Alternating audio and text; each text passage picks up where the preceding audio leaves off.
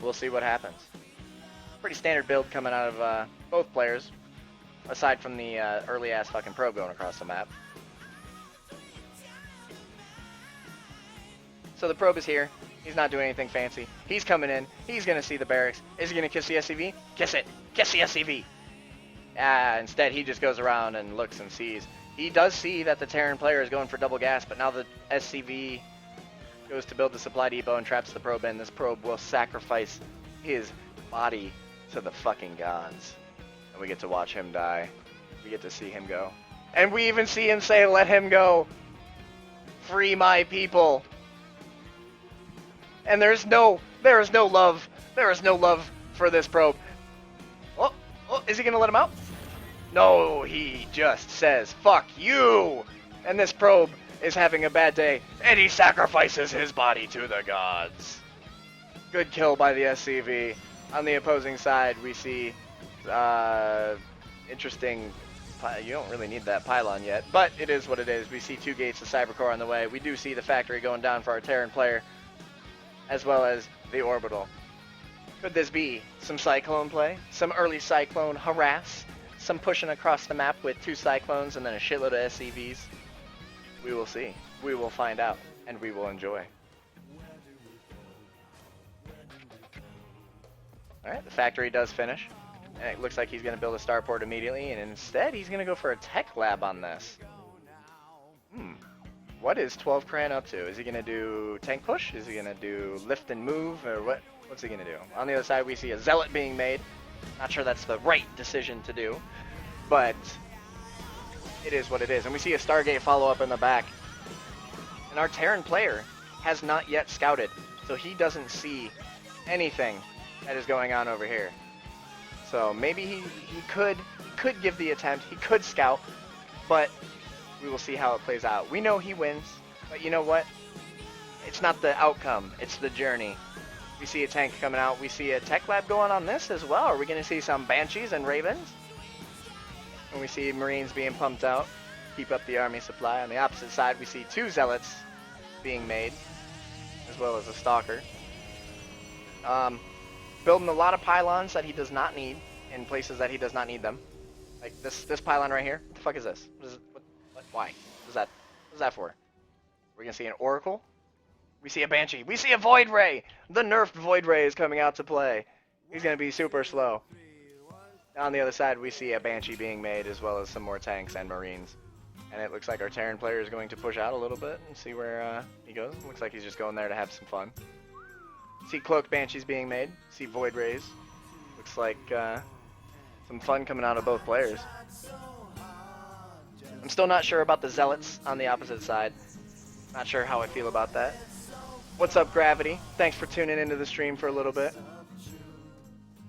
I'm gonna actually change the song. A little slow. I want that one. Yeah. Alright, Terran player pushing out with 2 tanks and Marines. This is a scary little itty-bitty army at the 4-minute mark going across the map. We do see the Banshee on the downside going in, but he doesn't know what he's up against.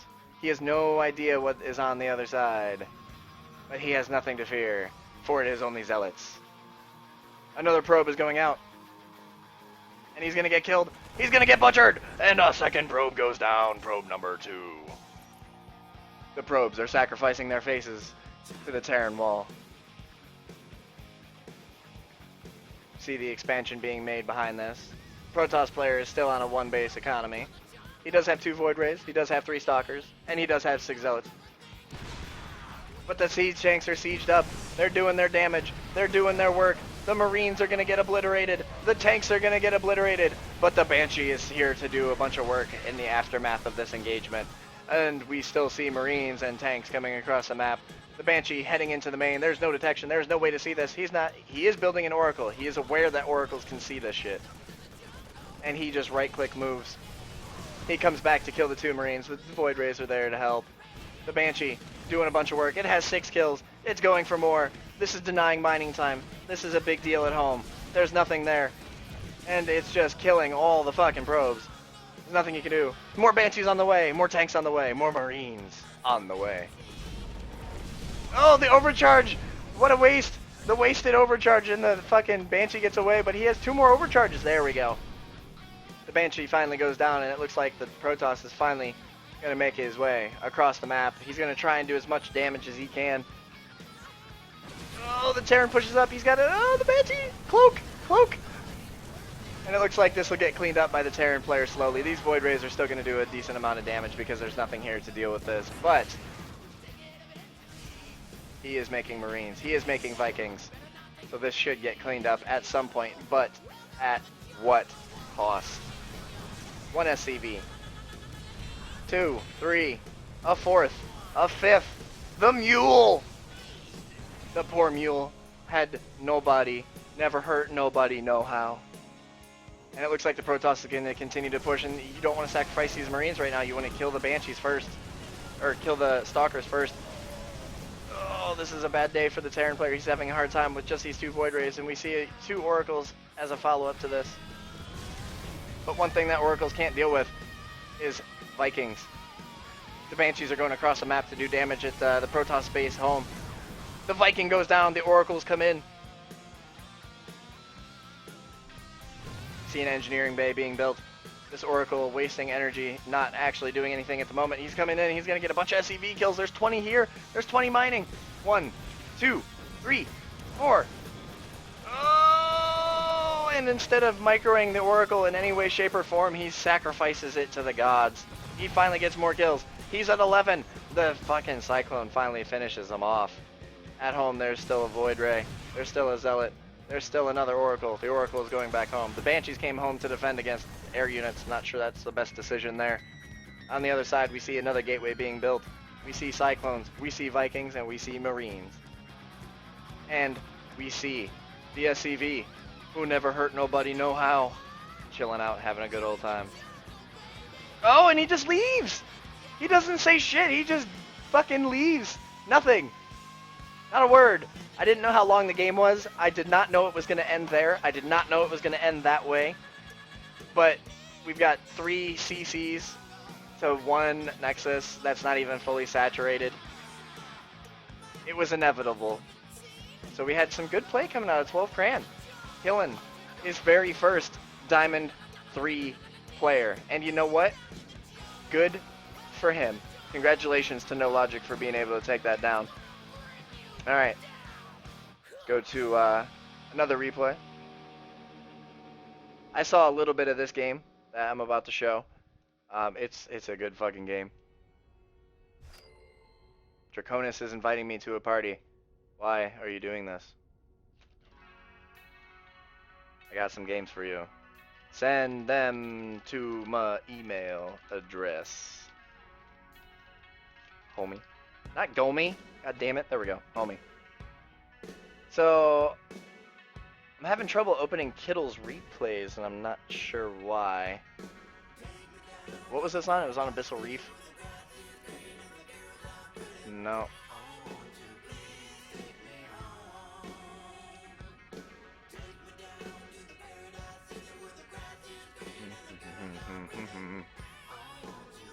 Alright, so I should have this replay because I watched it with him. We're gonna decline that.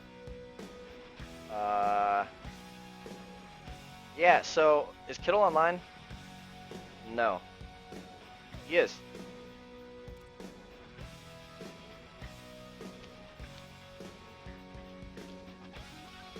Alright, so since his replay is not working, we are going to go and watch another one from our player TwelveCrayon, who is in the clan, who does the damage, and he does the pew-pews.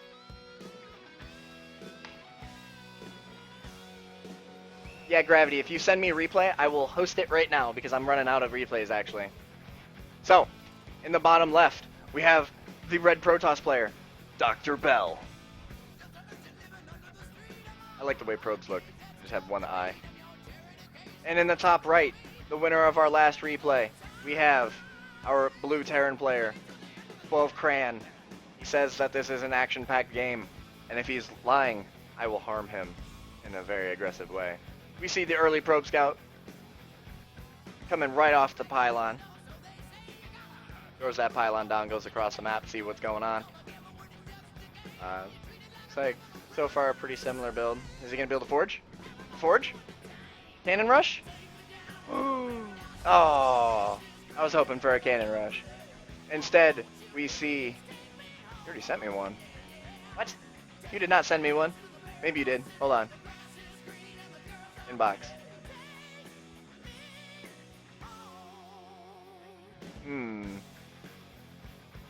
I do not have one in my inbox, Gravity.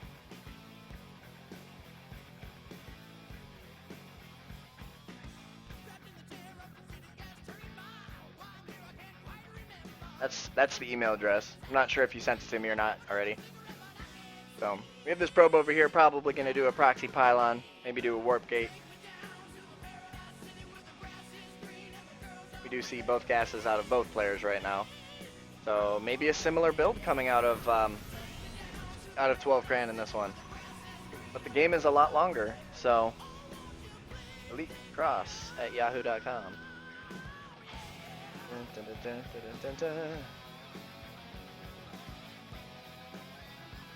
So, hold on, let me pause this right quick. Alright, so we're going to pause that real quick. And we're going to bring my email address across. These are the replays I have so far. So I got one from Nikolai, I did that one, I showed that one. I got another one from Payload, I showed that one. The two that are from Kittle, the Ijan May. I can't show those, I'm not sure why. And then I got this from some random fucking dude. So I do not have one from you, so you may need to send it to me again. Yeah, make sure there's an S in the replays. Probably should have just used like USMC Tosh replay or something. But it is what it is. Not too worried about it. Alright, we see the early wall coming from our Terran player. See another probe going across the map. Not sure where he's going, what his goal is. He's on attack command as a probe? To there? Interesting. We see a Stargate coming out. We're going to see some Stargate play. And on the other side, that is what the proxy is. It's a proxy Stargate. Let's see if 12crayon gets a scout on. Oh, the probe is going to not get in, but he was close. He almost snuck right in there. Yeah, Gravity, if you resend that to me, I will get a notification on my phone. And because I have another replay of 12crayon, I will do that one immediately after this, actually. This is like an 18-minute, 19-minute game. Yeah. So the probe sitting here poking at the front door, trying to get in. The factory being built says no. On the other side, we see pretty standard stuff coming out of the Protoss player. He almost did a hard wall off, which would have been pretty funny. But instead, we just see the wall complete. On the other side, we have the Oracle. He's coming out, and I can't actually scroll farther that way, which sucks. Oh, I fucked up my camera. Alright. So we see relatively similar play coming out of 12crayon in this one. But instead of tanks, he's going for the Cyclones, which is a good idea, because last time he, at least the last replay, I don't know how long the game differences were. And the Oracle's coming in. He's going in balls deep. There's a ton of SCVs here, unprotected. 1, 2, 3. The Cyclones are there to do damage. It pushes the fucking Oracle away. Chases it away. It does a decent amount of damage, but the Oracle did get 3 kills. But a good defend out of our player 12crayon. On the other side, we see a Robo finishing. And what is he going to build? Observer? Immortal? Immortal! He opts for the Immortal instead of the Observer, while the Cloaked Banshee is coming across the map. We see a Raven being built out of our 12crayon Terran player. Banshee is chosen to say fuck that and come home. We see naturals going down for both players. They are relatively close in time being completed. We see an engineering bay being made. Doesn't look like the Stargate is going to be used for anything else anytime soon. Cloak has just now finished up for the Banshee. We see 2 observers on the way, so he will be able to push this Banshee away. Nothing too serious should happen. It's a shame the Banshee was not there earlier. Could have done a lot more damage, but it opted to turn around. for whatever reason. See the Raven coming down on the opposite side. Good pylon spread by our Protoss player, making sure he has vision at these corners, which some people abuse very, very much. We see the Banshee coming in. It's cloaked. Let's see how long it takes him to notice. Banshee flying around, not killing. Oh, he's hitting something. He sees it. He doesn't know what's there. He sees that it's a fucking Banshee. He doesn't have an observer. Oh, he does have an observer. It's not... I don't know what he's doing. He sees the Banshee. The Banshee's gonna... Oh, run away, run away! Oh, the Banshee goes down and dies. On the other side, the Oracle is... that was an F2 click. That was a panic click on a Banshee. That's what that was. There's no reason this Oracle, which is on a... It's not even on a hotkey. Yeah. Oh, it is. Yeah. So, we see the Raven on the other side. But what our Terran player does not know is there are two Stalkers waiting, prowling, and hoping to get in. We see the Oracle just kind of floating around the outside, not going in, not doing anything too fancy. There is a turret. It's not in the best location.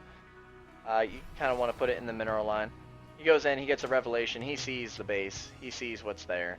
He sees the Cyclones. He does not see the Marines or the production. He does not see this. He has no idea that this exists. This is a scary force to deal with when you have nothing at home. Back at home, we have the auto turrets doing a bunch of damage. I don't know if the Raven died. I think it did. Yeah, the Raven did die. It did not get much damage done. And another not so great placed anti-air thing. The Raven did not die. The Raven escaped with his life after getting 6 kills. Terran player kind of pushing out a little bit. Protoss player does see this because he combined his armies. Oracle going in.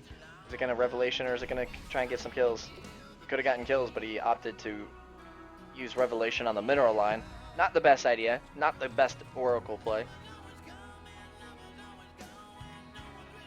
Oracle driving through and just seeing absolutely everything that is going on right now.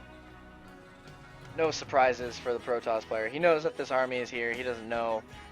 He does have stuff at home. Can repel this. But this is a good push coming out of the Terran player right now. He does have to go up the ramp. There are 2 pylons there. There's a Phoenix out. Phoenix is going after the Raven because he can't see anything else. He's going to kill the Raven. The poor Raven. He dies. He doesn't get any kills. That poor bastard. So sad. Banshees come in. They get 1 kill, 2 kills, 3 kills, and they run away.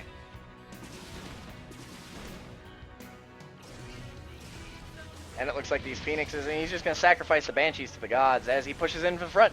There's no overcharges yet. This is a push. It is happening. The overcharges come out, and the Terran player is just going to back away slowly. He does lose a decent amount, but now the Immortals are on the low ground, as well as the rest of his army, and he can easily crush this Protoss force right now.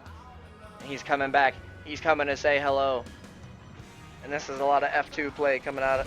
He's got the hotkeys. He's just not using them. The Terran player pushing forward. The Immortals taking a shitload of damage because that's what they're there for. But this army is much scarier than the Protoss army. And it looks like he was about to try and go for an expansion in the middle of that fight. Not sure about that. By the way, so no logic. You have a lot of minerals right now. I'm not the best Terran player, but you should have, depending on the build that you want to do, if you want to do a straight mech, if you want to go for mech and bio or whatever, you need to get a little bit faster on the extra production buildings. Also, these gas geysers are not being fully used, but I make those mistakes as well. Specifically as Terran, you'll see me with like 2k fucking minerals and like 4 production buildings, which is stupid. But it is what it is. I'm also not good as Terran. I spend my money much better as a Protoss. On the other side, we see Disruptors coming out. We get to see some Disruptor play, baby. Yeah, that'll be fun. And Gravity, I did get your email if you are... who did you say you were? Lucas? Or are you Michael? You're Michael. Draconis sent me one. Alright. So I'll do yours next, and then I'll do Draconis's. But right now we have a nice little gathering of forces for the Terran player right here. He does have the production buildings now. He's building more supply depots to upkeep with this. But look at the supply difference between these two players. This Protoss player is just playing super slow. He has disruptors. He has 2 robos. If he gets good disruptor hits, could fuck a Terran player over because he's got this bio ball and this mech ball, and disruptors are going to do a lot of damage to these units. There is this observer here. He is going to see this. He is aware that there is something pushing. The Oracle comes in, does a little bit of damage. It's 9 kills. Kills a decent amount. There's no reaction out of our Terran player. He's not doing anything too fancy, not coming in. Terran player finally pushing in. The overcharge comes out. There are 3 disruptors here. If he gets a good hit, one good hit could change this. Oh! He gets a good hit! He gets a good hit on the Cyclones. Another one gets shot out, but it's not going to connect. He's got the disgusting hits out of the fucking disruptors. The overcharges come out, and it looks like this Terran army is going to get cleaned up with no problem. Some pylons go down. Some immortals go down. The Terran keeps pushing in, but he does still have 2 disruptors here to deal with this. And if he gets this Nexus, this is huge. And he's banking minerals at home like there's no tomorrow. He's got 3k minerals. He's not spending it that much. Oh, disruptor hits come out and take out another fucking Cyclone. But he throws the disruptors away. The disruptors are out of position. Oh no! So much damage done to the disruptors. You do not want to lose those units. And it looks like the Protoss is finally going to be able to push this away, and the Cyclones go the wrong direction, and they just sacrifice their bodies. But the Raven escaping with 34 HP, the Banshee getting away as well, and the Protoss looks like he is going to be able to hold on, at least for a little bit longer.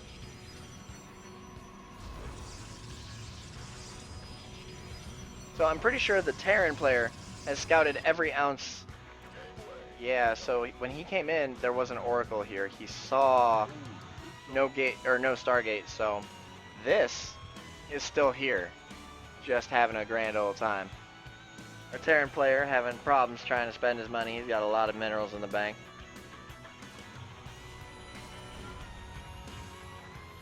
He's got bio units, no medevacs.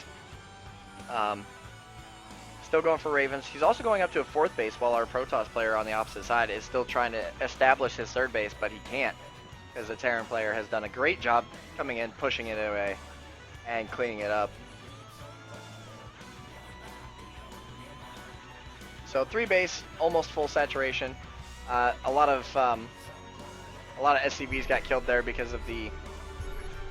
We see some scouts going out, or some scans going out to see if he can see anything, but he realizes that our Protoss player is still only on 3 bases. But this is a nice sized Protoss army now, so he will be able to put up a decent amount of fight during the next engagement. But the Terran player is starting to spend his money, and that will be a problem for the Protoss player, who has not yet established 3-based economy. So it looks like TwelveCrayon is in a good position. But we do see, how many disruptors is that? 4 disruptors? If he gets just one good shot, just smush. If he sits right on the outside of the vision, he shoots in. And it looks like we're going to have a meeting of the 2. Protoss player moving forward. The Terran player moving slightly down just so he can kill these rocks but be within range. And it looks like Protoss player is now fully aware that this army is here. And he's pushing forward. The Terran player now knows as well. And it looks like we're going to see a fight. Oh! Big juicy hit coming from that disruptor. How many was that? That was another big hit out of the disruptor, but he sacrifices the disruptor to the gods. Another big hit. These disruptor hits are on point, but then he just throws them away as if they are an expendable commodity that you just want to get rid of. And it looks like the Terran player is going to easily push this away, even in spite of the huge disruptor hits. And it looks like these immortals are actually going to be gunned down along the way. But it's meeting up with 4 stalkers, and he's going to counter push. He's coming back in. He wants some more. He is ready to go. The auto turret comes down, gets picked off relatively quickly. But if you look at the production tab, the Terran player is making units. He is ready to fight. Our Protoss player just now going to 4 bases, while our Terran player is going for his 5th. So the Terran player, TwelveCrayon, representing the Ris3n community, fighting strong, playing well. He's finally started to spend his money as he should. He needs to work a little bit on hotkeys. He could have all the barracks hotkeyed on one. He could have all the factories on one. But instead, it looks like he's just got every fucking thing hotkeyed on one, and maybe he just tabs through it. He does not have this starport. This is just a lowly starport having a grand old time sitting there doing nothing. You just saw Phoenix come over there, but he doesn't see this yet. So he's unaware that that is there still. He sees that the Protoss is finally trying to get established on this fourth base over here. He sends a stalker out to see what the hell's going on. I would have used an observer, but, you know, that's just me. Phoenix is taking a little bit of damage as it passes right by the turret. And he still is unaware that that Stargate is over there, just sitting there, having a jolly old time being undiscovered. Got a pylon in an interesting location. He pushes into this base. He's killing the cannons. He's pushing in. There's no disruptors here. There's no juicy shots. Oh, juicy hits! The disruptors, and then he just throws them away. So, he's getting good hits with the disruptors, but then he's not keeping them behind his army. This Terran army is going to get very easily cleaned up. But back at home, he's got a lot of minerals. He's got a lot of money to be able to deal with this. And the blink forward, he gets the Raven. He's going for medevacs. He's going to kill all these. He just says, fuck it. And he turns around and he just lets the medevacs die. It looks like the Protoss is pushing forward. Not using... Oh, the Disruptor comes out. Not that big of a hit. Does some damage. But not quite as juicy as all the other shots that he's had. And it looks like this Protoss army is going to get cleaned up because he's just throwing he's throwing gas at them. Hey, I'm going to kill 5 of your Marines with the Disruptor shot and then just throw the shit away. Is it more mechanically challenging? Well, okay, so I guess it's a little bit more mechanically challenging because you've got 5 hotkeys for, you know, starports, barracks, factories, fucking shit like that. But that's what I do just because then I can see how many of each I have rather than just one big tab of everything. And he doesn't actually have everything on that tab yet. He's got most of it. But yeah, it's probably easier to tab through it if you don't like clicking on like 4, 5, 6 or whatever. So I can completely understand why that might be a little bit easier for him. Maybe it's just personal preference, that's what I do. But then on the other side we see the Protoss with like fucking... These are all one Nexus, I think. Yeah, so he's got 5 hotkeys dedicated to this Nexus, which is doing nothing. See the Terran player denying that expansion over there. Good push. Oh, the Disruptor shots come out. Oh, not as juicy as it could have been. And we see that the Terran is pushing forward. The Vikings land to add a little bit of damage because there's nothing here. The Disruptor comes out. Oh, he microed it and got a juicy hit. Juicy! Another Disruptor shot comes out. And these Disruptor shots are just killing the shit out of fucking 12Crayons right now. These Disruptor shots. And he kept these ones alive this time. But he's sending them forward. They're leading the charge. That Disruptor shot doesn't hit anything. It looks like the Terran is countering. He's pushing. The Disruptor shot comes out. He kills the Disruptor before the shot hits. He's pushing forward. He's denying this base. He's killing it. He's killing a gateway. He's killing the pylons. There's no Mothership Core. Where'd the Mothership Core go? It died. The Disruptor shot doesn't get a hit off. The Terran player is pushing forward. Oh no! It looks like the Protoss player can't hold on. He doesn't have the minerals and the supply to keep up with this. He does have 3 robotics facilities. Good game. GG! Coming out of our Protoss player. And it looks like that game comes to an abrupt end with a small push. But behind this there was more. And that was a good game out of our Terran player representing the Ris3n community, TwelveCrayon. Good game to watch. A good game to watch. Alright.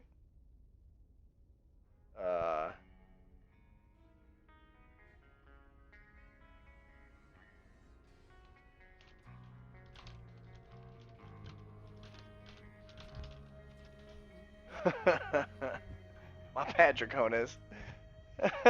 Going through all the trouble. It's not that much trouble. Alright. Beating a master. Oh, that's right. I wanted to see this. Alright. This next game is going to be Gravity. He also has a Twitch. It's Gravity420. You should go over there. You should follow him as well. Give him some love.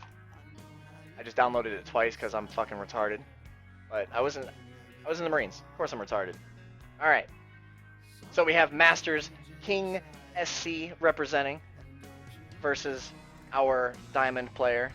In the top right, we have our Masters player playing against a Diamond because he's a dick and it's unfair. We have Smirnov, a gay drink. And in the bottom left, we have a different Karen player representing the Ris3n community. Plays on lower settings normally, but he didn't this game, so that's good.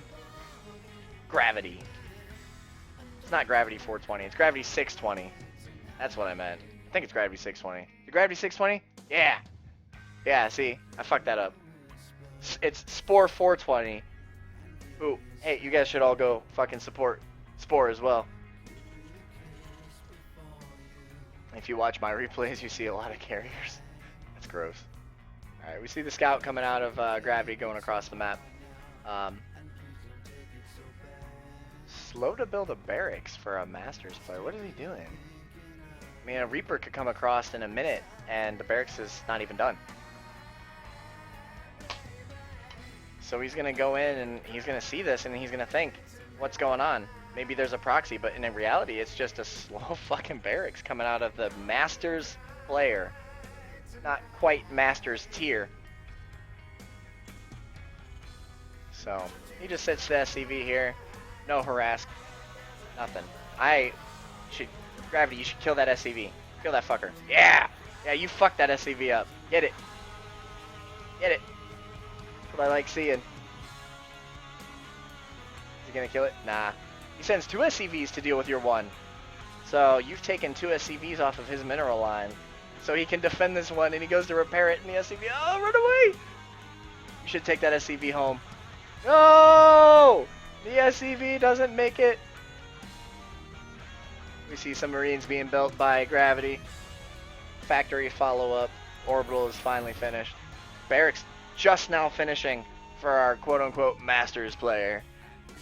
Slow as shit. Need to close that timer.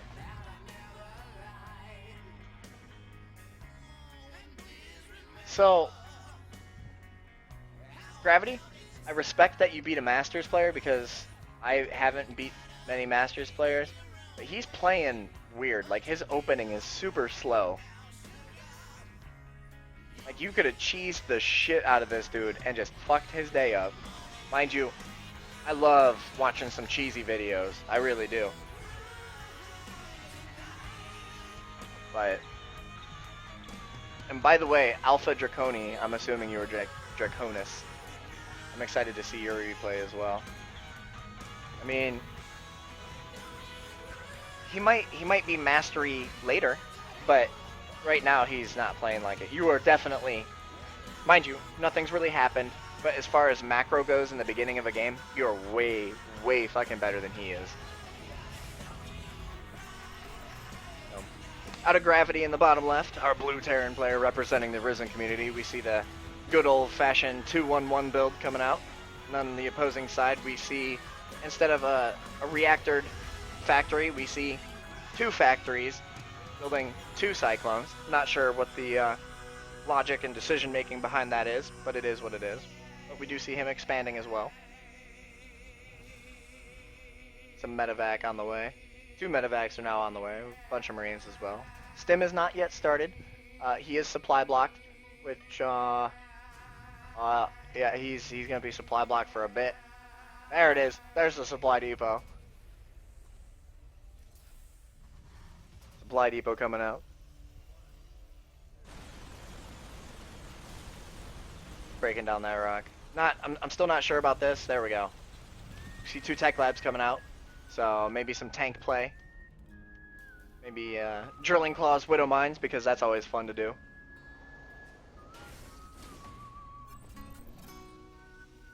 Right now, everything's looking relatively standard for a 2-1-1 coming out of Gravity over here. He's expanding behind the 2-1-1 as well. A red player does have a better economy at the moment because Gravity is still on 1 base and he's been supply blocked for a decent amount of time. I'm curious what the supply block time was at the end of this.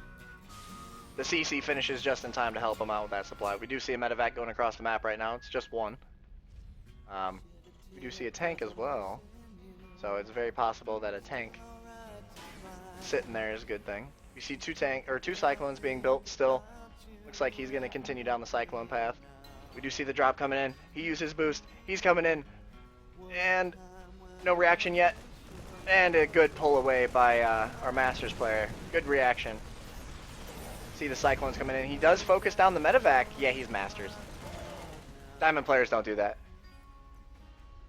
Good pull away. Good focusing. Yeah.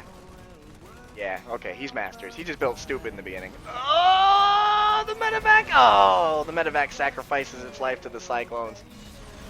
Some good play coming out of fucking the red Terran player, the Masters player. We do see that gravity is now expanding to his natural as well.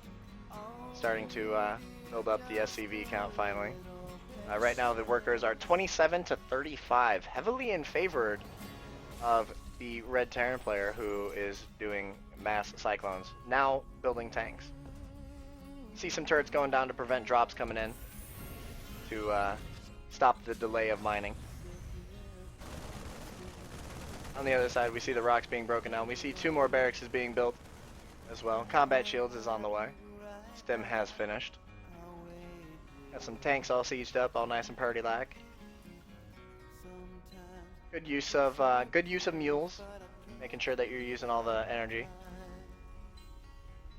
Except right there, as I say that, there's energy. Ah, there we go. Yeah, so that was pretty good.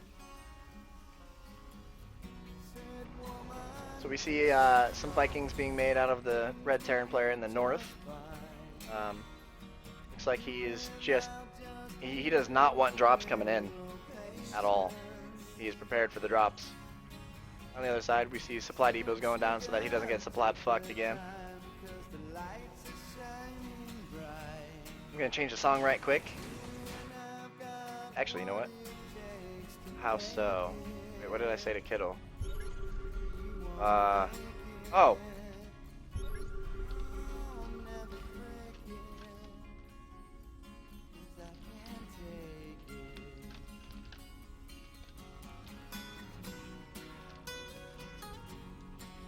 Alright.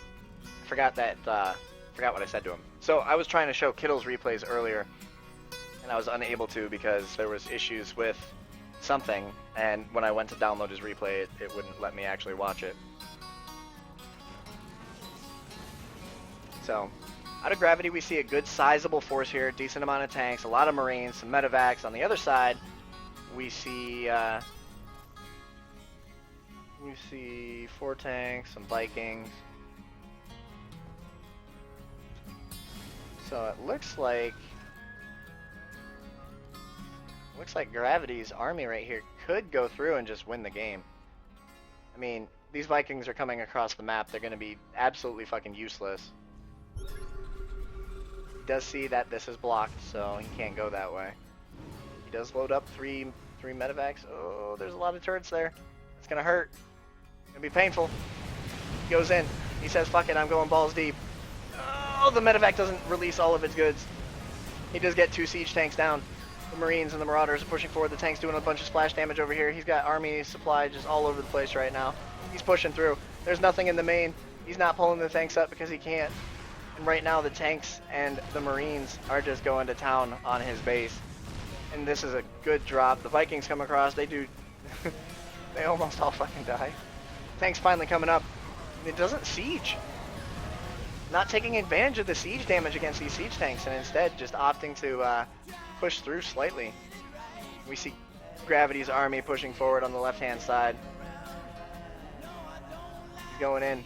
The tanks aren't there. They're not there to defend. They finally siege. Let me rephrase that. 1 sieges. Doing a decent amount of splash damage though. Oh, that siege tank gets fucking kablooied and obliterated. So, good defend from Smirnov for this engagement. This engagement was not good for him at all. That was a good play by Gravity. See a Liberator being made out of our red Terran player. He lifts up that CC, floats it over there towards where he was going to expand. On the other side, we see the CC being built for the third base for gravity, as well as some upgrades. A lot of production buildings, and yep, you do the same thing. You just tab through it too. So I'm gonna have to try that next time I play Terran, just tab through my buildings, because it looks like it's a little bit more effective, because then you can just have all of them on one hotkey instead of a bunch of hotkeys. Looks like that Viking gets his worth and kills a siege tank. It's a good trade for the Terran player. Up north. Well, guess it. Does not look like he's going to make this an orbital right away.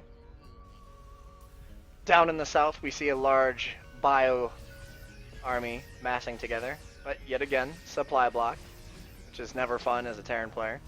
Our Masters player in the north up here is 86 out of 157, and he's not been close to 157 at all, so he's got a lot of fucking supply depots out and about. Nice little box right here of supply depots. That's very Brood War. A few of the file names, I can back them up in a zip and send it to you. I'll figure that. Sent in the email test for zip format. Yeah, I just got it. Okay.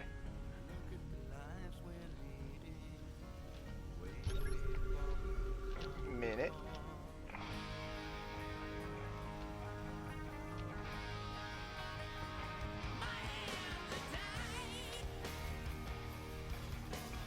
Alright, we see a shitload of turrets out of our Terran player in the north, and then the bottom we don't see any turrets because there's no such thing as a medevac for someone who is building siege tanks and Vikings and 3 Liberators.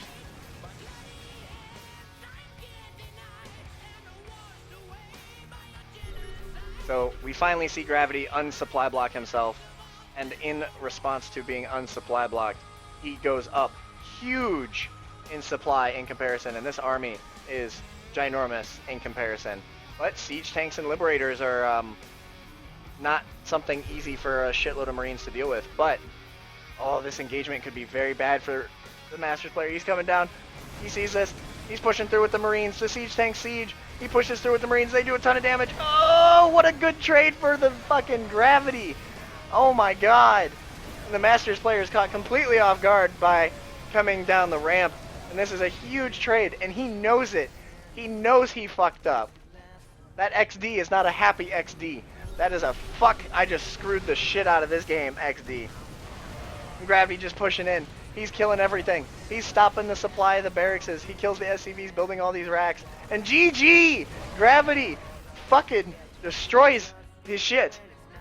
Ah, what a bad trade for him. Ah, just goes to show you that bio can fuck up siege tanks if unprepared. Look at the minerals though. I can understand being, that's what happens with mech a lot of the times too. You have just a lot of minerals and you can't spend them. That was a good game by Gravity though, very well played. The only bad engagement that Gravity had was the very first push that he came up this ramp. But the rest of it was very well played by Gravity. That was a great game. So, Gravity, if you're still watching, good fucking game, dude. Congratulations on beating the Masters. Good for you. Excellent game. I love watching games like that. Alright.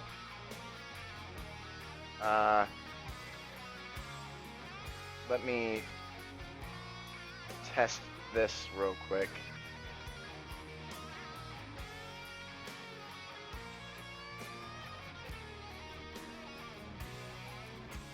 I have to unzip this, don't I?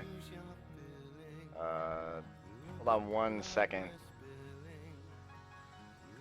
Extract all. Yes, I would like to extract the 3 replays that kiddo just fucking sent me.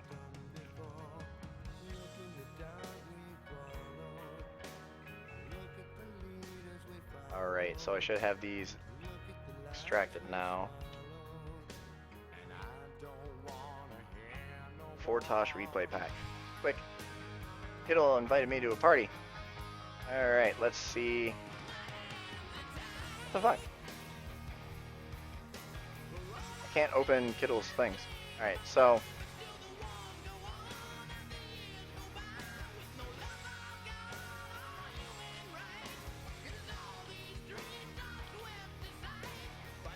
So I'm having trouble with Kittle's replays. I'm not sure what happened there to not allow me to view those. Shouldn't have an issue, but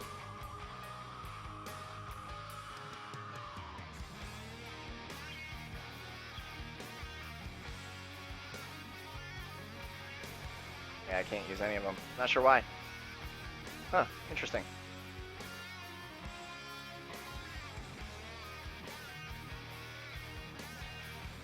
All right. Let me do advertising real quick.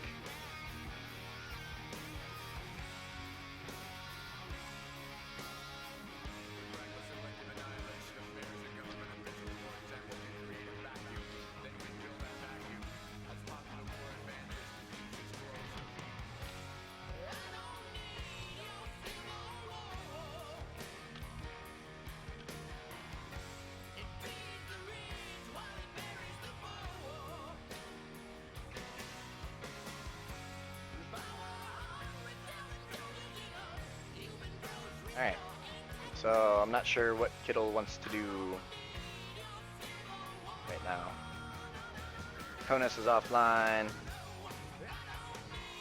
Hopefully gravity doesn't get fucked up by a tornado. That would not be good. And we might just go into the replay, Kittle and I, so I can at least show one of his, because I'm unable to show his other ones.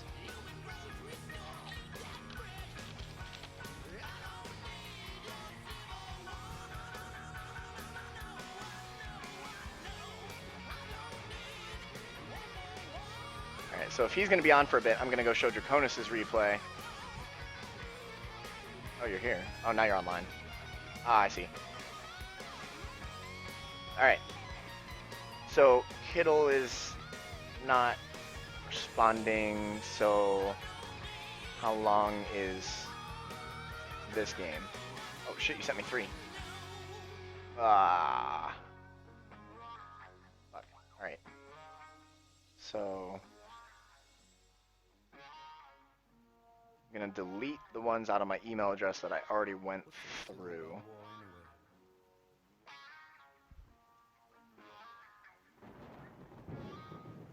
Did gravities. We're going to delete those. I still have a bunch.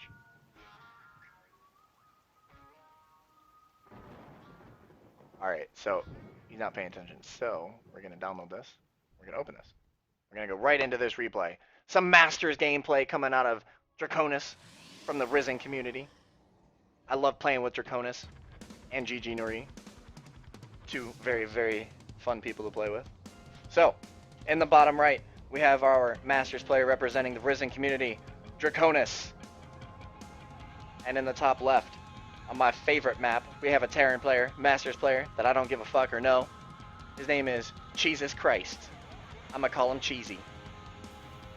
We have a very early scout coming out of Draconis, right off the pylon, going across the map to see what's going on. These players are both way fucking better than I am, so I probably don't have any pointers at all.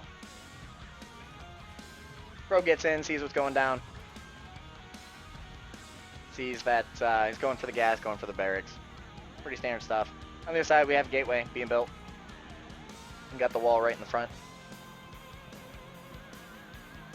Probe is taking the SCV for a ride, going with him. He turns around, he starts fighting the SCV. The SCV starts to run away. And the probe goes, how do you do? SCV going across the map to see what's going on the opposite side. It was all PVZ. So all 3 replays are PVZ. Got it.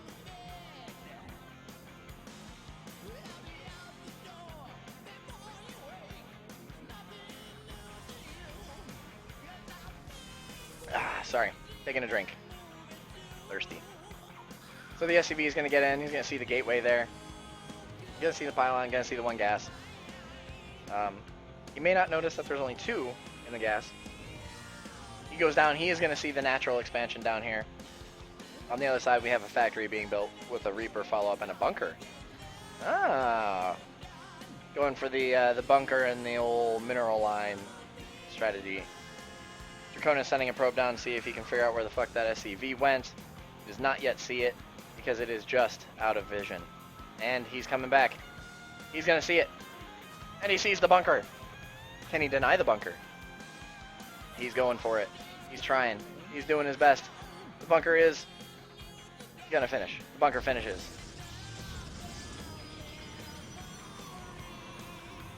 So, Reaper coming across the map. We do have a mothership core being built, and Widow Mine is being built on the other side, as well as a reactor. Probably going to do a switcheroo. Reaper coming in. Robo facility goes down. Reaper comes in, does a little bit of damage. See if it gets any kills. It gets one. Mothership core comes out to prevent any more loss of life on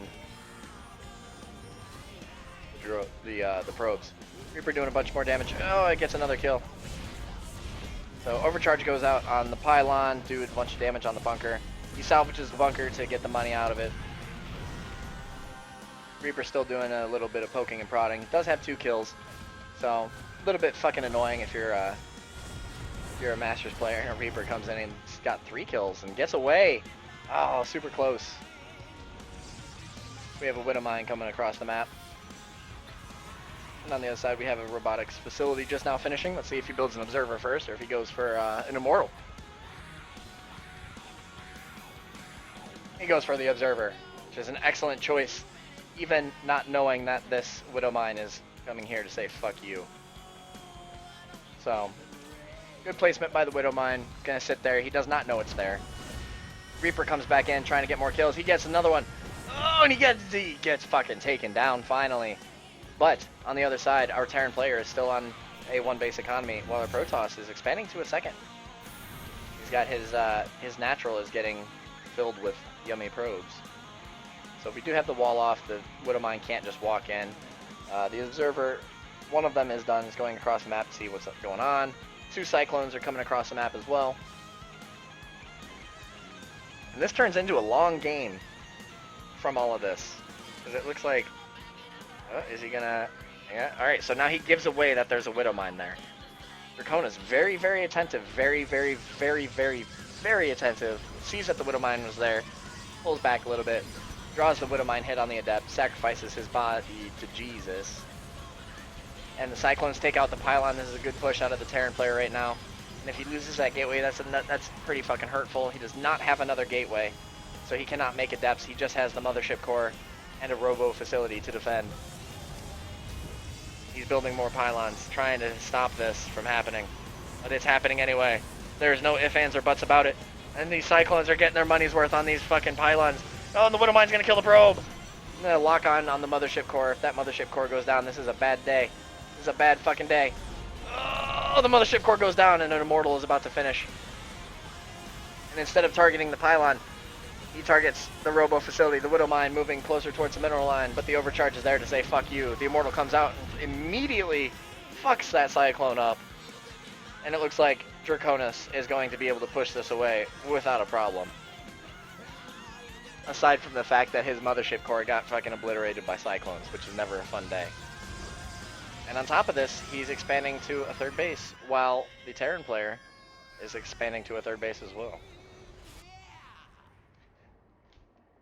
We see a Raven coming in, trying to do a little bit of Raven harass there. And Mothership Core is being rebuilt, and 2 Forges are on the way as well. Out of the Twilight Council, we do have Blink just now finishing. This Raven is here, and there's nothing to stop this. So let's see how many probes the auto turret gets. It gets 1. Oh, it doesn't even get 1 because it focused on the Mothership Core instead. It almost killed the Mothership Core, but this Raven got fucked and didn't pick up a single kill, which is always a shame. Building a bunker. Why are you building a bunker? Wait, where's the bunker? Oh, okay. Alright, that makes sense.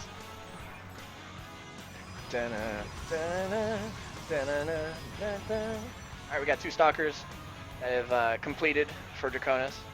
He's also getting his 1-1 upgrade with charge lots. He's going for the charge lots.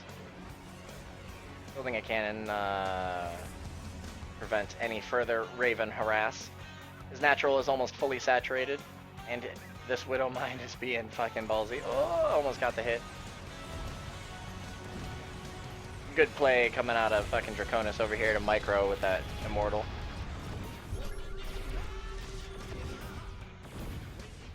Terran hoping that he can pick up a free Observer kill with that scan. Kind of a waste though, because the only thing there is one Observer and an Immortal. Draconis very, very smartly waits until that scan is actually gone before he warps in right on top of where the scan was. So the Raven comes in trying to do a little bit of damage, and instead of focusing any probes at all, like that one, that guy right there, it just sits there and attacks the cannon. Raven is almost dead. It goes down and drops another auto turret, but it gets killed. And Draconis pulls his Stalker away. And the Raven doesn't. Oh, the Raven finally gets one kill. That was not worth it for the Raven. It denied a little bit of mining time, but it was not worth what it lost at all. But if you look at the worker count, it is 56 to 42, and our Terran player is supply blocked at the moment. He does have 3 supply depots on the way. He does have 1-1 started. His attack is about halfway done, and he's going across the map with some Marauders, some Marines, 1 tank, 1 medevac. Not too fearsome of an army. On the other side, we've got a shitload of Zealots, 2 Immortals, 2 Stalkers, a bunch of Gateways, and a lot of minerals to warp in a whole bunch more shit. So it looks like if he pushes in with this, he does have a Liberator here as well. So if oh, the Observer gets fucking caught. He's building turrets, and the charge lots, they come in, they take all the damage. They're taking the damage. The Liberator doesn't get a kill, and this gets cleaned up easy as shit for Draconis. Pushes that all back without losing. I don't think you lost a single unit in that. Yeah, I don't think he lost much. These engagements are going very, very well for Draconis. Also going to a 4th base at the 8-minute mark. Good timing for expansion. Very macro-oriented game right now. Sieges up the Liberator right in front, has a bunker. Going for a drop, maybe. Maybe he's going to have some fun with this. Slow-ass medevac, because the boost is no longer present. Going down, it looks like he's going to try and drop in right over here. This is probably his best bet to drop in right there. There's not much there. There's a cannon here to kind of deflect it, but the mothership core is there. It does have the ability to overcharge 3 separate times. Oh, is that in range? Can he see that? Oh, it's just out of range. He almost fucked that up. And it comes in. See where Draconis' eyes are. Alright, he sees us. It's in. It's right on top of the Stalker. The overcharge comes out. It pushes this back. It immediately kills the Marauder. And the other overcharge... Oh, this is easy. Easy peasy for Draconis. Taking out the medevac with the pylon overcharge focus targeting. Mothership core does go down. Still not worth it. And this is why Draconis is a Masters player, ladies and gentlemen. He's fucking better than us. That is why. And Cheesy over here, having a hard time dealing with Draconis and his ability to fucking deny all sorts of harass, and that's what Terran loves to do. EPPLX. Oh, pause. Got it. Alright, so there was a pause there. I forgot that's what PP means. Oh, there's a turret here. He does see there's a warp prism. Not sure if he actually saw the warp prism or not. But Draconis has this observer right in the front of his base. Able to see everything that's right here. So this is not necessarily a Zerg-friendly map, but I main Zerg, and what I love to do is I take Banelings up this path, and I come around from behind. Because look at this. Mind you, it's TVT, so it's TVP, so it doesn't matter too much, really. But oh my god, this is just fuck this area. It's disgusting what you can do to people. And on the other side, we've got a shitload of Blink Stalkers, a shitload of charge lots, and 3 Immortals with observers on the map, able to see. He's also going for a 5th base, and he's going for the gold. His economy is already way fucking ahead. This is an easy game for him to throw. But Draconis is too good to throw a game with this much of a supply lead. 76 army supply to 104 army supply, 56 workers to 74 workers. Like, Draconis has this in the bag. He does have a Thor out. That adds a nice little amount of damage to his army he has. He does not have many medevacs to support the massive bio units that he has. And on the other side, we see some High Templars coming in, making some fucking Archons. Get some splash damage going out as well. Not sure if these pylons are so he can warp stuff in there, or if it is simply so that he can see stuff. It's probably so that he can just see shit, because I'm not sure if he knows how ahead he is at this point. I think he knows that he's ahead, because, let's see, let's go to his view. Yeah, so he knows he's only on 3 bases. And he's on 5 now. About to be on 5 now. So, very, very ahead. He's a maxed out army supply. Going across the map with a bunch of... This is a scary Protoss army. He sends out the weak Stalker to get some scouting done. See what's going down. Sees that he is not on gold.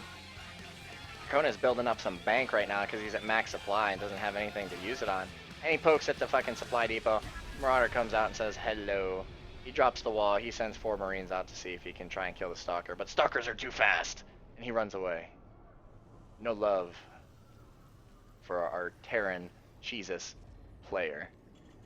And Draconis is watching my stream right now, and he said that those pylons were for vision, which I see why. And he just pushes in. He doesn't give a fuck.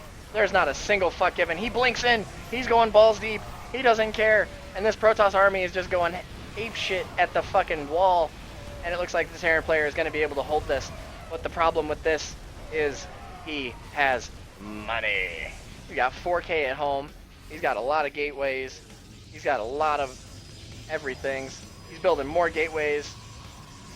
He's got a lot of stuff. So while that was not the best engagement that could have occurred, it didn't matter because he has so much resources that he can basically just throw armies at him as if it's nothing.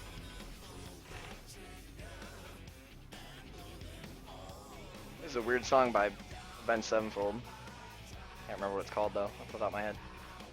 Back at home for the Terran player, his main base is basically all mined out. Draconis is almost he's getting close to max supply again, and it looks like he's just going with the Charge Lot Blink Stalker Immortal mix, and it doesn't matter. He can do it. He can do whatever. He has the money. He has the economy. He has the map control. He can do whatever.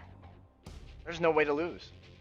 He's even going for shield upgrades now, which is not something you see too often because most games don't get to shield upgrades. So he's going across the map with this army, 183 supply.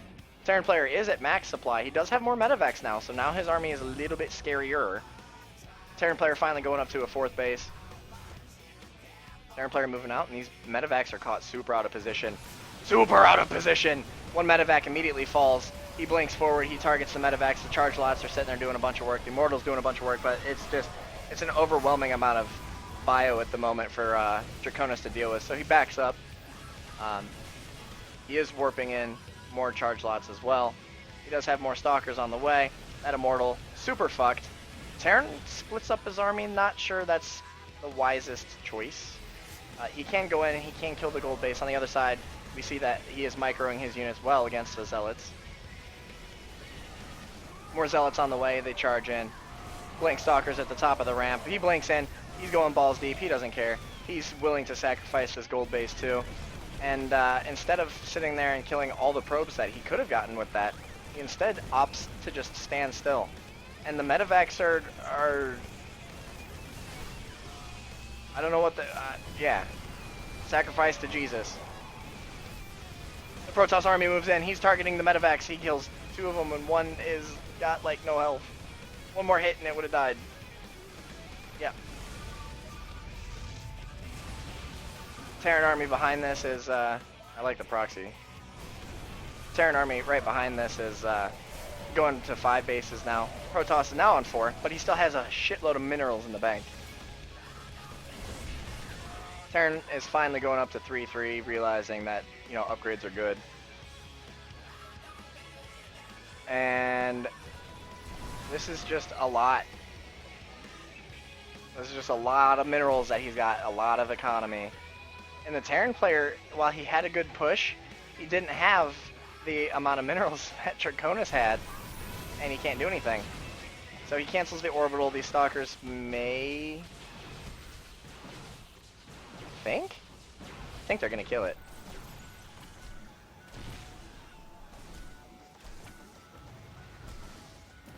So Planetary Fortress there.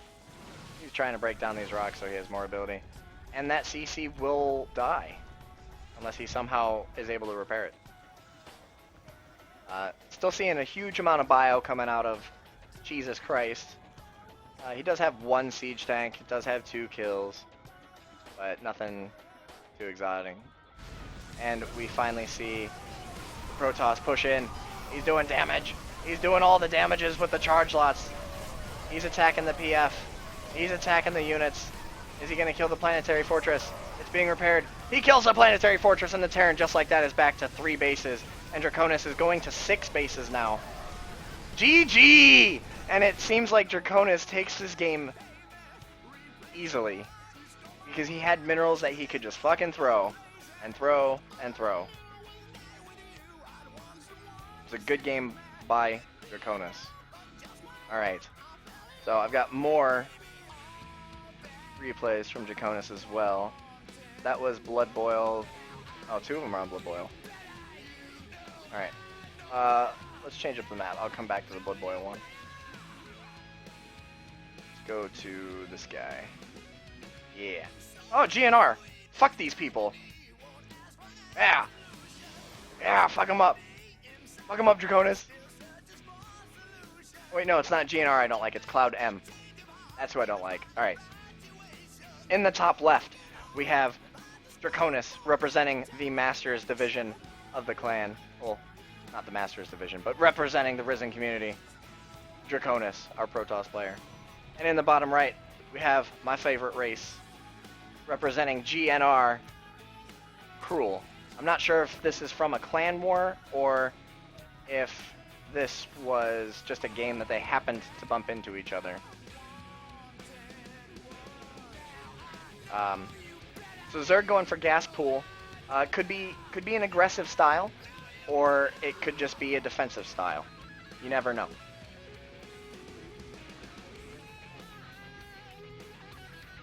Draconis comes across, sees that it's clearly not hatchery first.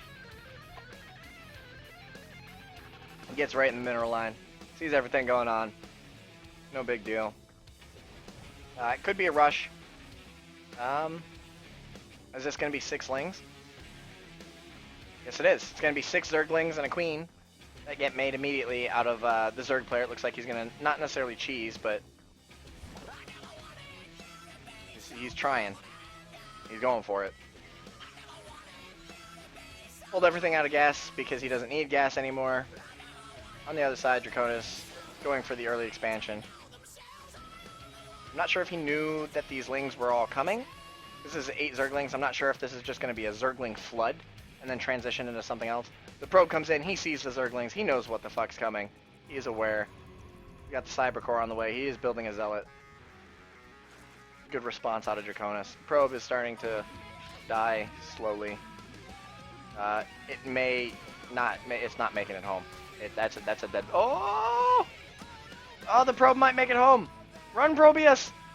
Run! No! The probe falls. On the other side, we have 2 pylons right in the front of the wall. Just kidding. Oh, the lings! They creeped in! He's got 2 zealots. These lings may get a little bit of damage done, but I don't think they'll do much. The probes get pulled.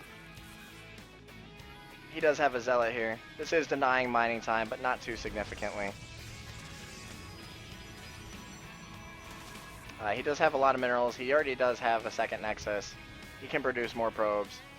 And now speed has finished for the Zerglings, and he's just denying a decent amount of mining time right now. We do not see a mothership core on the way, but it looks like these lings are going to go for the pylon, trying to deny all this. This nice little wall that he made right in the front. Lings going back into the main. Maybe they can kill some pylons. They attack the Nexus. It's interesting. doing a good job distracting the Zerglings. Behind this, he's going for a Roach Warren and an Evolution Chamber. He does have a second hatchery down as well. These Lings are just being fucking annoying, is really what they're doing. Yeah, getting a decent amount of probe kills now. There's an Adept out as well as the 2 Zealots that have already been out. We still don't see a Mothership Core on the way, but he's having a hard time trying to get his gas. So going for that second gas geyser. Still building Adepts because he's trying to kill these fucking obnoxious ass Lings. He does get another one. There's 3 Lings left. 2 Lings. 1 Ling. No Lings. So after all of that, 8 probes were killed for 8 Lings. So very good play coming out of the Zerg player. And behind this, he is also going to a 3rd hatchery. He's building roaches. On the other side, we see, well, that pylon never hurt nobody know how. But he made a hard wall, so more Lings couldn't flood in while he was dealing with that, which is not a bad call to do at all. 1 Adept going across the map, maybe he's going to put on some pressure, or at least try to. And he's going to find out real quick that roaches are on the way for our Zerg player. We do have melee upgrade, so it does not look like he's going to focus heavily on roaches. Because if you're going to focus heavily on roaches, you probably go for the missile attacks. Instead, he opted to go for the ground attack, which means it's probably going to be eventually trying to get to Ultralisks, maybe. Or maybe just be Zergling heavy. The worker count is sadly in favor of the Protoss. So even with the nice harass he did with those 8 Zerglings, getting in, doing a bunch of damage, distracting the shit out of Draconis, making him take his APM and focusing it elsewhere, it didn't matter because he was unable to drone up behind what he did.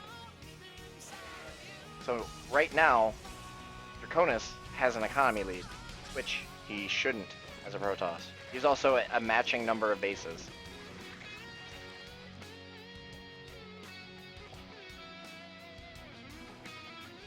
On the Zerg side, we see that a layer is being completed slowly.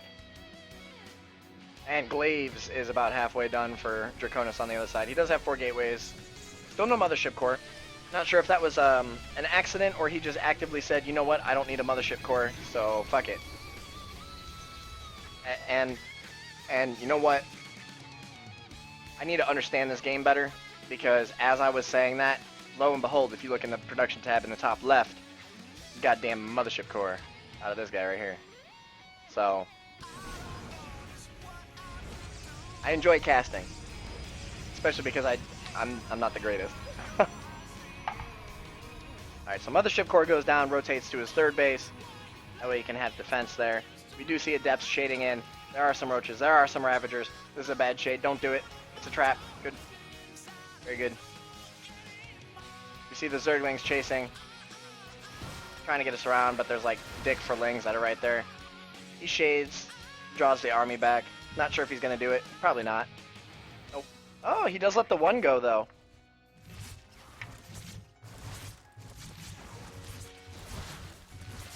And it gets 3 kills. That's decent job with a Queen sitting right there as well. Good focus targeting coming out of Draconis right there with the Adepts. Not sure. Nope, this Overlord is still over his base, so he sees everything that's happening right there. He does not see the Twilight Council, I don't think. No, he is unaware of the Twilight Council, so he does not know that that is there. He also doesn't know that there is a robotics facility down here. Yep, 2. So double robo. On the other side, we see a bunch of Adept harass going out.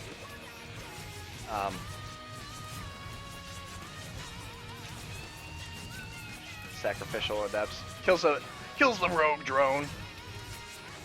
Sends his whole army to deal with the 2 Adepts that are right there. We see charge lots. We see Immortals.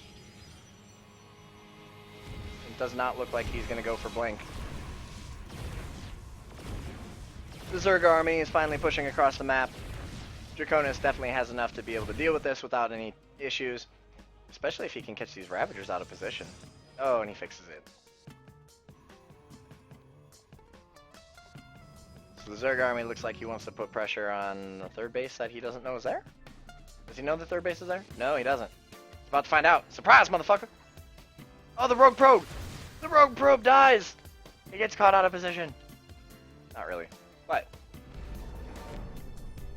preemptive overcharge, almost very successful. Instead, the Zerg army goes up on top of the ramp. Draconis deciding which angle he wants to attack from. He does have Hydralisks with this army as well. But he's coming from behind, and this is going to do a lot of damage. Because Hydralisks are not meaty creatures. And it looks like he's going to have a good surround on this army. And it looks like the Zerg army is just fucking stuck. You're stuck. Can't go anywhere. Pushing forward, not using Corrosive Vials. Throws out some Corrosive Vials, hits the Immortal. Does a little bit of damage initially. But these Immortals just shredded through. And completely obliterate all the roaches. All of them. Dead. Smushed. He lost some Zealots and what, 2 Pylons? So that was a good trade for Draconis. Supply very heavily favors Draconis right now. And we do finally see he should get this. If you're going to build Hydralisks, you need the muscular augments, my good sir. That's painful to watch. He's going for some lurkers. There are no observers out on the map, so the lurkers have the potential to do a decent amount of damage if unable to react quick enough to him. But I have every bit of faith that Draconis will handle the lurkers without too many issues. There's only 3, so he'll notice. 4 now. More Hydralisks are being made. Still doesn't have the Hydra upgrade, which is the only reason to build a Hydralisk is because of their range and that. And we see 3 Stargates coming out of Draconis. Is he gonna do Void Rays? Is he gonna do Carriers, Tempests? A shitload of Oracles? We'll find out.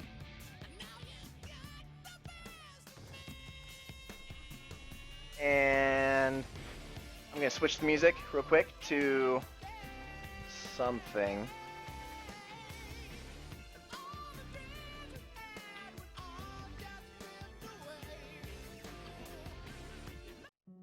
Alright, yep, fuck it. Alright, the Zerg army pushing forward a little bit, spreading the creep. Still no Hydra upgrade, so they're slow and don't have range and all that. He does have a decent amount of Zerglings he could get a wrap around, but this is a lot of Immortals. This Zerg army is not gonna fare well against this. He does see the lurkers now. He is aware that the lurkers are there. And he's building Void Rays. He also has Psystorm on the way. Psystorm is just now completed.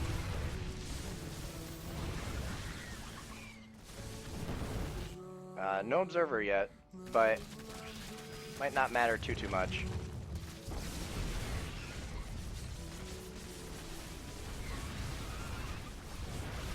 Oh, he does have an observer. I'm retarded. The observer gets killed. That was a good focus target down by the Zerg player. Draconis is still able to hold this without too many issues. It's annoying, but Draconis' army is still very well equipped to handle this. Another observer is on the way. Good force field to prevent them from being able to get into the base, but these lurkers are just going to sit here and poke at the front. They're doing a ton of damage to the Cybercore, and if the Cybercore goes down, that's a problem. The Cybercore falls. Cybercore is taken out, and now he cannot make sentries, he cannot make stalkers, adepts. He can make charge lots, immortals, and void rays. But he does have void rays at home, and the Zerg player does not know about the void rays. Draconis is also expanding to a 4th base during all of this, or he expanded to a 4th base during all of this. And Draconis cleans this up. He did lose a Cybercore, that's a pain in the ass. But on the other side, he's also warped in some charge lots to do a little bit of damage. Oh, the Warp Prism goes down. That's a shame. And we see 4 carriers. And is he aware of this? Yes, he is. He knows carriers are coming. He knows what is happening. And he's building Zerglings. He saw carriers being built. And he's making 22 lings and 6 lurkers? I'm bad at the game, but at least I'm not stupid. That's bad. And he's building more Hydralisks, and I think he still doesn't have the oh! It's painful. It's painful as a Zerg to see this. Mind you, Sky Toss, Draconis, that's shitty. But you fucking destroyed this dude. The Void Ray Immortal mix is too much for the Zerg player to handle. Denies the 4th base, while Draconis is actually expanding to a 5th base now. So now the economy, I mean, it's been in favor of Draconis basically all game. Now it's even more so in favor. The creep spread is good by the Zerg. Draconis does have a decent amount of the map that he can see. Some Zerglings going across the map, maybe to the 3rd, maybe to try and do a little bit of damage. If he catches these High Templars out of position, he could kill them, and that would be terrible, terrible losses. Oh! 1 Templar goes down. That's 150 gas just gone. 2nd Templar goes down, and he decides that he wants to turn him into an Archon. Zerglings running around the map doing a decent amount of damage, just being fucking absolutely obnoxious right now. Going into the main, and the carriers come out, and that's, I love that skin. The interceptors look cool as shit too. The carriers come out, and this is, that's it. I mean, he doesn't have Vipers, he doesn't have a Hive, he doesn't have 2-2. He's finally getting the fucking Hydra upgrade.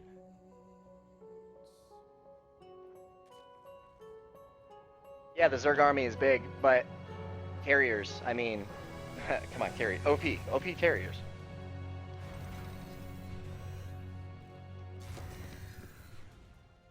Draconis sees that the Zerg army is right here.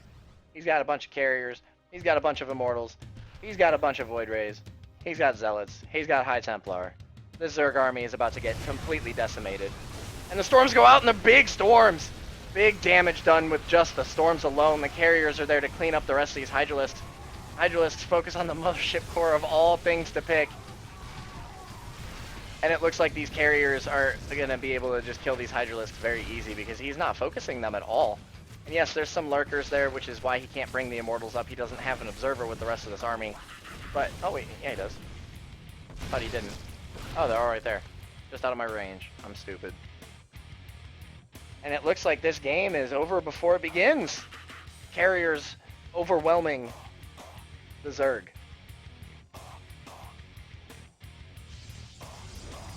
More carriers are on the way as well. 3 more just finished. 3 more on production. He's got money for days. He's got carriers for days. This carrier skin is the best looking carrier skin. It's my 2nd favorite skin next to the new Viking skin, actually. So across the map, the Zerg is still building lurkers, because lurkers are a direct counter towards Sky Toss. He does have the Hydra upgrade finally finished.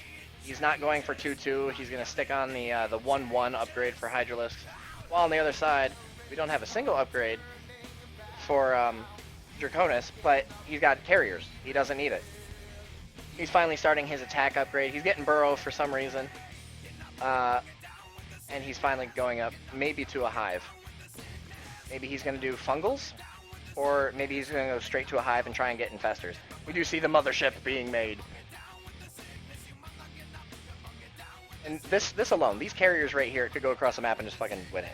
Because he clearly didn't focus on killing the carriers at all. Like, at all.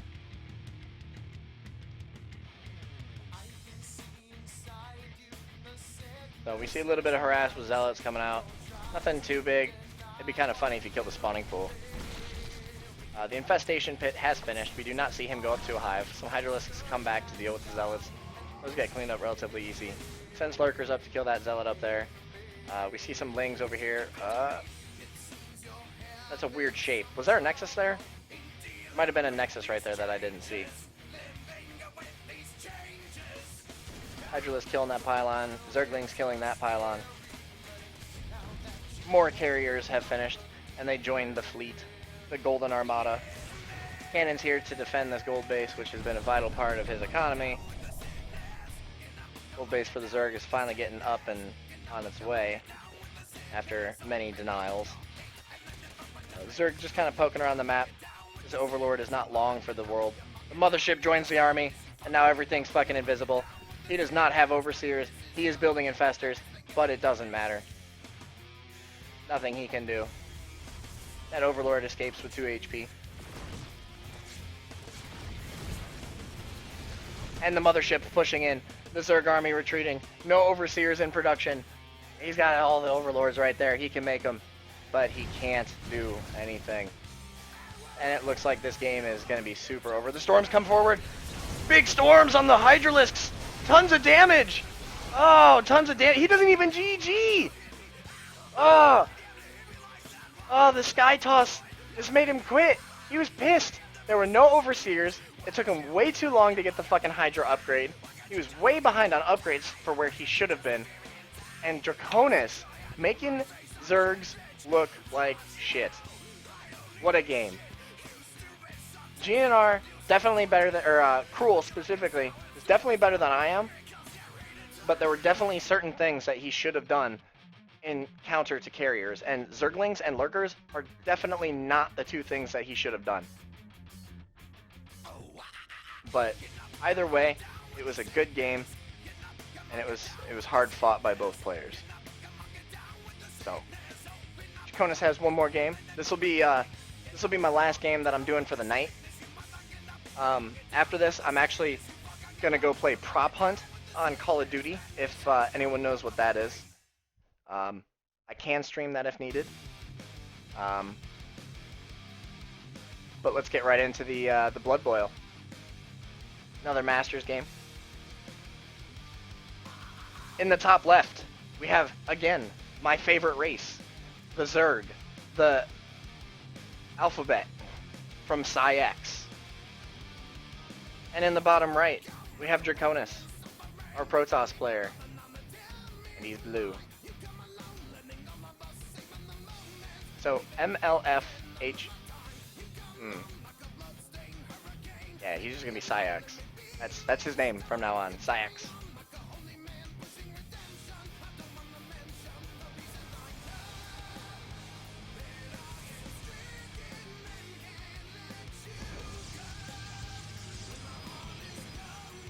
So, Draconis going for the standard first several plays that a Protoss will go. Zerg looks like he's going for hatch first. I'm a greedy motherfucker, and I go for this hatch first because, well, I don't know why I do that, but I always do. This is my favorite map for Zerg. Psyx, I actually really like that clan. Everyone I've bumped into from that clan is a decent person.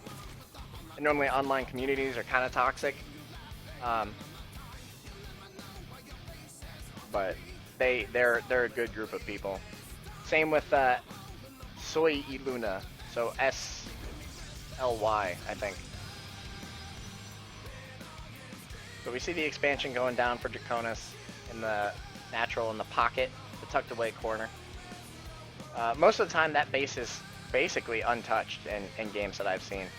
I'm not sure if he saw that hatchery. He did. Okay.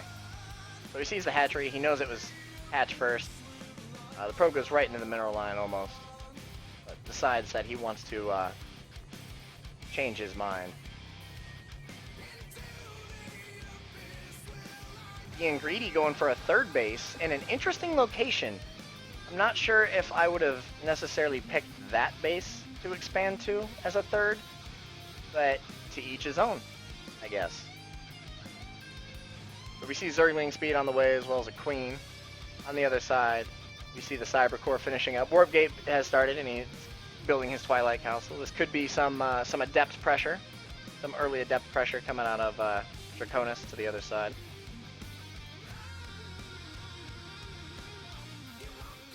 Zerg player sees the wall, acknowledges the wall, backs away from the wall.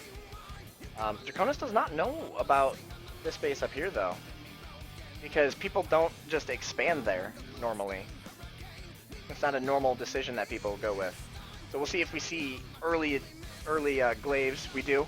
It's gonna be some early adept pressure coming out of Draconis, which is good because the Zerg is building macro. But he does have 8 lings. as well. Going for Overlord speed. Not sure if that's for scouting purposes or if he would like to do some drops maybe. Maybe get some nice Baneling hits. I'd love to see Masters players with some nasty Banelings. Some Kamikazes. Looks like the Zerg player is about to start his creep spread. And down in the right, Draconis building some more adepts. Overlord coming in. He is, he's going to see this. He's going to be aware of what is happening right now.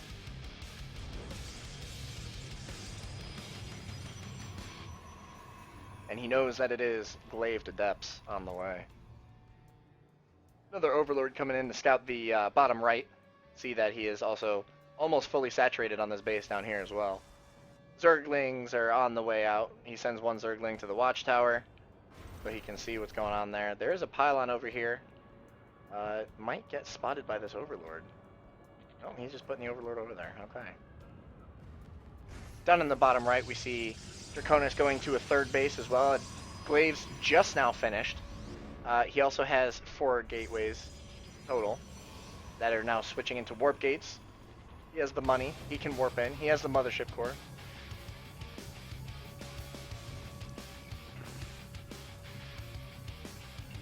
And we see the warp-ins begin in the top left side. Well, mid left side, rather. Kind of tucked away. You can't really see this area yet. We see a 2 robo follow-up. I'm yawning. Ugh.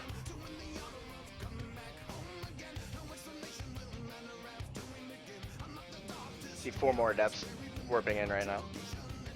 That slow warp in because super pylons are a thing nowadays. He sees this coming. He was at the watchtower. Very, very proactive about seeing these adepts coming across. He does have roaches to defend this. He does have Zerglings. He does have a queen there. And he throws his shade out. And is he going to do it? He could. He shades in. Splits up the army. He's heading for the mineral line. Over here, those adepts get cleaned up. He's in the mineral line. He shades into the back. He's going to be sad when he realizes that there's nothing fucking there. And these adepts are just dropping like flies. He pulls the queen away just in time. So now he is aware that the Zerg does not have this base. So does he know that the Zerg has this base? And he shades right back into the main.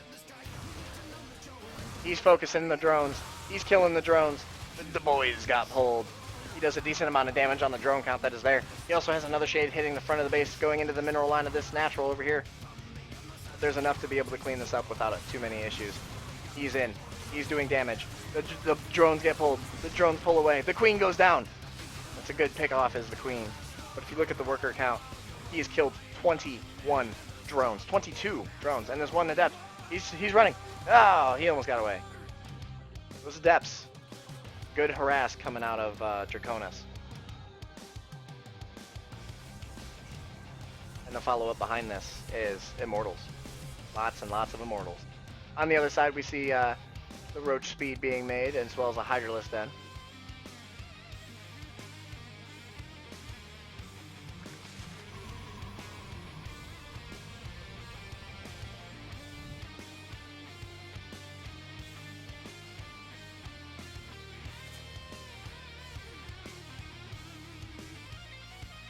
And this Zerg player is very, very well aware of how good this upgrade is for Hydralisks. And we see 4 Hydras on the way. We see an Overseer as well. We see a Stargate coming out of Draconis, as well as a gate explosion, if you will. Draconis is on 3 base, full saturation. I hate this base. Good for minerals, but not a fan of it. Draconis starting to bank up some minerals. Maybe he's going to do a big warp in on the other side of the map. He's got more Immortals on the way. There's a big warp in his base. Got a nice looking army over here. On the other side, we see some Hydralisks. We see some Ravagers. We see some Roaches. And we see what is starting to look like some good creep spread.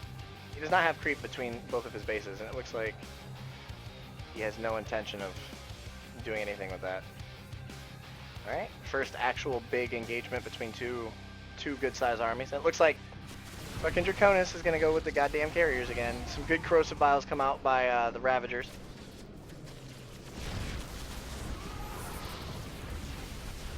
Some more good corrosive biles. Some microing by both players. And it looks like that one immortal is gonna. Oh, the corrosive biles come out and they hit the mothership core, goes down. And it looks like this engagement is gonna be cleaned up by the Zerg player, but he lost a decent amount of units. He does have 10 Hydralisks on the way, as well as 20 Zerglings. And it looks like these immortals are gonna be able to retreat and come back. Hydralisks are in chase, but that's a bad engagement for the Zerg. It's just throwing away units. These immortals are gonna fuck those up. The Zealots come in to try and do a bunch of work. These two are very close to charging. That one goes down.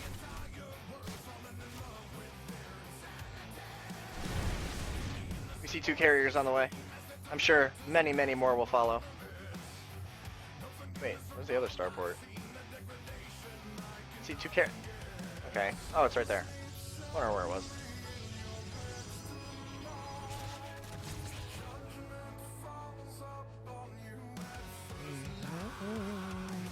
And it looks like we're going to see some lurkers come out of the Zerg player, unaware that carriers are about to fuck him up. He does have vision right here and right here, but he doesn't know what is there and back there. So these carriers are going to catch him by surprise. He might not be ready. He might react well. See the Zerg pushing across the map. Maybe deny the 4th base of Draconis. He's coming in.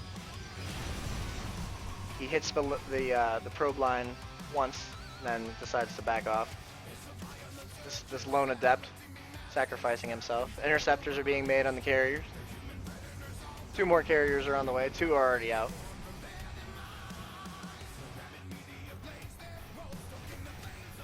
Zerg pokes at the watchtower so he can see what's going on.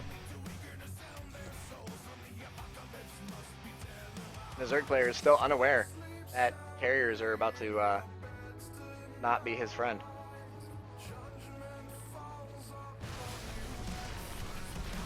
Oh, and these Hydralisks are gonna be free pickings.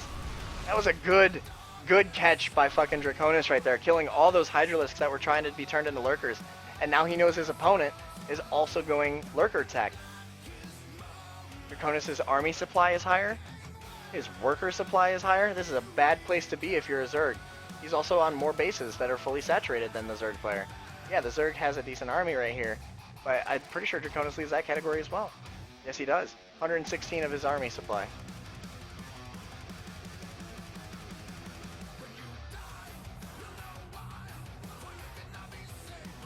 We see shield upgrades coming out of Draconis. Some Zerglings moving by.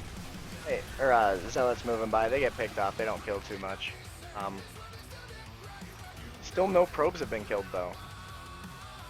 So, more carriers are about to be finishing up here shortly.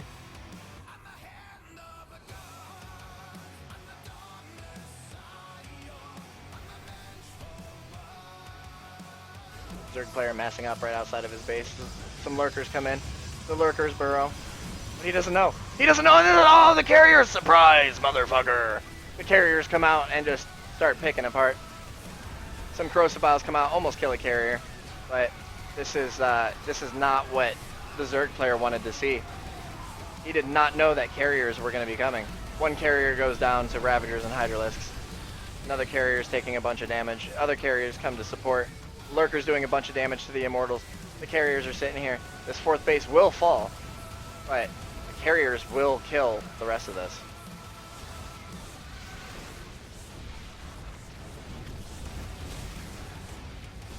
Oh, 2 carriers go down to corrosive bile. Good shots coming out of the Zerg player with the corrosive biles.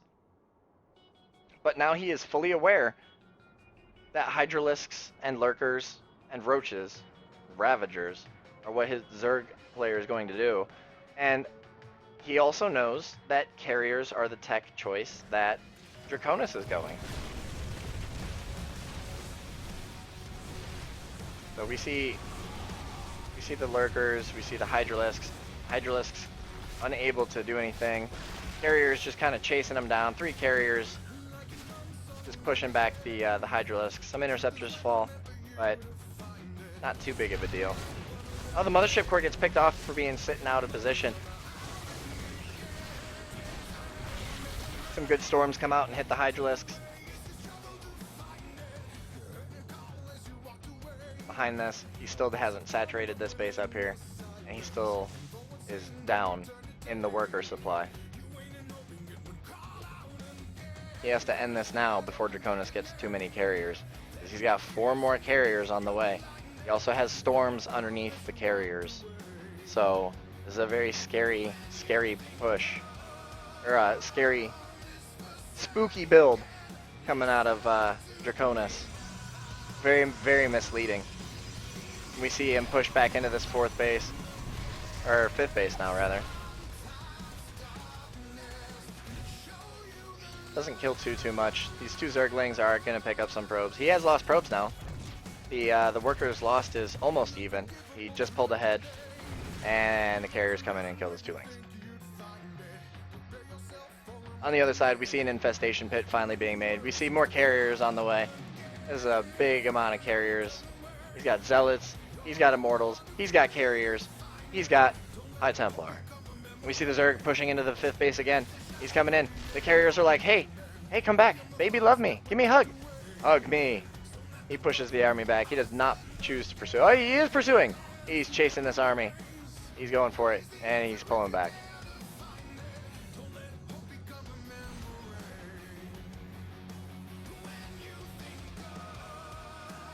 You see a mothership being made out of the mothership core, as well as 2 more carriers in production. A lot of carriers already. We see neural parasite coming out. We see some infestors being built.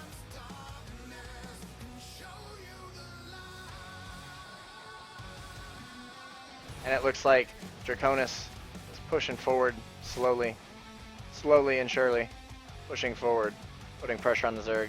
Zerg is going up to a 5th base, but he is still down in economy by a large margin. The Rogue Queen goes down. The Zerg army is getting pushed back. The creep is being pushed back as well. These infestors are now finishing.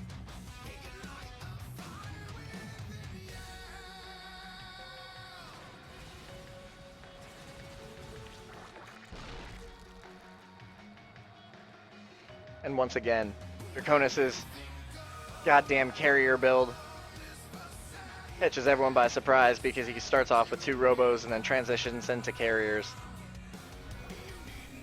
He is upgrading his carriers this time around though, which is different from the last replay that we just watched. We do see the infestors out. How much is neural parasite? It's on 100. All right. The neural parasite will be finishing. These infestors will have neural parasite. Which is definitely a good idea against carriers. Does he have an overseer? He does not have an overseer. He has a spore crawler. And we see Draconis pushing and he's going for the kill. We have 1 overseer. The neural parasites aren't ready yet. They're there. He gets a fungal. He chooses to use a fungal on the interceptors instead. Oh, and the High Templar push forward and the big storms hit! And the Hydralisks are falling down to storms. So much damage from the storms with the interceptors on top of it doing a bunch more damage. And it looks like this has got to be it. Zerg can't do anything. Yes, there's 2 carriers that are neuroparasited, but it doesn't matter. The carrier is just doing damage to this Zerg. There's no defense. There's nothing there. GG! Coming out of Draconis with the fucking nasty carriers. And Psyx played it well, but he was not ready to take that engagement. His neural parasites were not done. There were way too many carriers, and it was a good game. It was a good game out of Draconis. So, thank you, Draconis, Kittle, No Logics, Gravity. Thank you very much for sending me your replays. I appreciate it. It was definitely fun to sit here and do this. If you have more, if you would like more replays submitted, I have no problem setting time aside to cast replays. I do have more replays, but they're not clan members, so I'm going to set those aside for a different moment, I guess. So thanks for watching. I hope you guys enjoyed that as much as I did. It was definitely fun to watch. And Draconis, that's some filthy shit you did with the carriers, I have to say. I'm kind of happy about it, in all honesty. But take it easy, guys.